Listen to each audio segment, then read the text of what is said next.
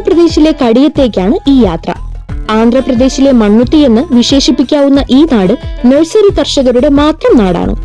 അരനൂറ്റാണ്ടിന് മുകളിൽ പ്രവർത്തന പാരമ്പര്യമുള്ള നഴ്സറികളും ഇവിടെയുണ്ട്. അത്തരത്തിലൊരു നഴ്സറിയാണ് ഇവിടുത്തെ സത്യദേവ നഴ്സറി. 1950 പ്രവർത്തനം ആരംഭിച്ച നഴ്സറി ഇന്ന് കടിയത്തെ വൻകിട നഴ്സറികളിൽ ഒന്നാണ്. ഇന്ത്യയിലെ മിക്ക സംസ്ഥാനങ്ങളിലേക്കും ഇവിടെ നിന്ന് ചെടികൾ പോകുന്നുണ്ട്. ഏതാനും ബ്രാഞ്ചുകൾ ഉണ്ടെങ്കിലും സത്യദേവ നഴ്സറിയുടെ പ്രധാന തോട്ടമാണിത്.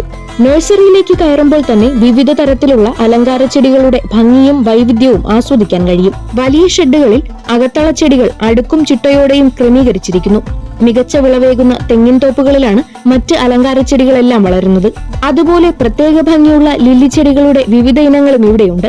കാണാൻ മാത്രം ഒരു ദിവസം മതിയാവാത്ത ഈ നഴ്സറിയിലെ സസ്യവൈവിധ്യങ്ങൾ കാണേണ്ട കാഴ്ച തന്നെ.